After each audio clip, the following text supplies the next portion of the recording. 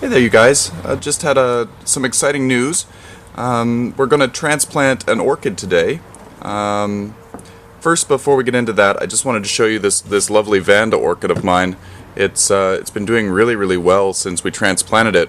The reason why I'm showing you this is because the orchid that I'd like to transplant is right here. You've seen it in some videos. I've had this plant for, I don't know, it's been about I'm gonna say 5 years. I've had it for a long time. I actually found it in a garden center. It was just a baby that was it was broken off of its plant, and it was sitting on a potting bench at a store, and yeah, to be honest, this here is probably 3 times as big as what it was when I got it. It was dead. It was garbage, really.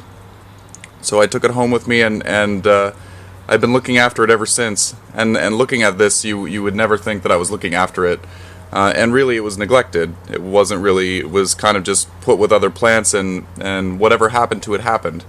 I guess in the past it tried to put out a baby growth here, as you could probably see.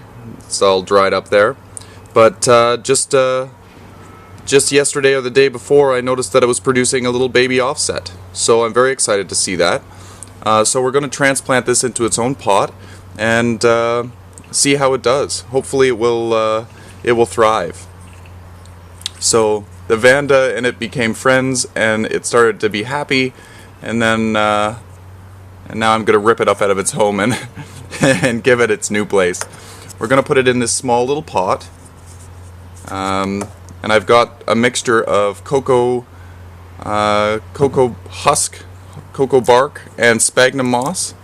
I've been soaking it in there for I don't know, 20 minutes, half hour, so it's nice and moist. And I'm going to just stick some of the mix in here.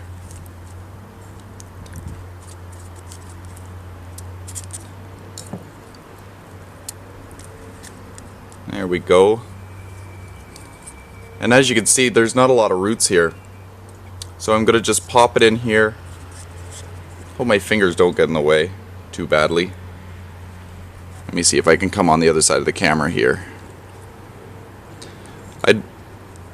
My shaky fingers. I don't want to bury the new growth. I just want to cover the roots here.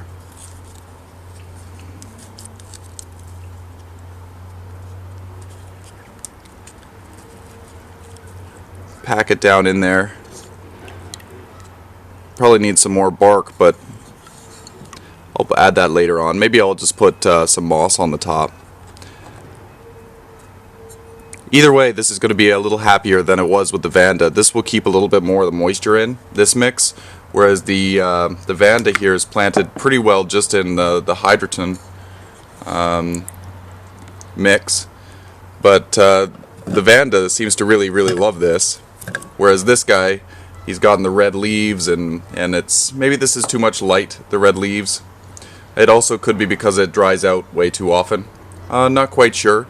If anybody has any suggestions on how to grow this, I would love to hear it. I think it's a Dendrobium. Again, it didn't have any tags on it when I found it, but it seems to be growing now. I just assume it's a type of Dendrobium. So Needy, any advice from you would be wonderful, or you, Brad. I would appreciate any thoughts on how to best care for this little guy. So anyway, we've transplanted this, and fingers crossed that it grows. I'll keep you updated.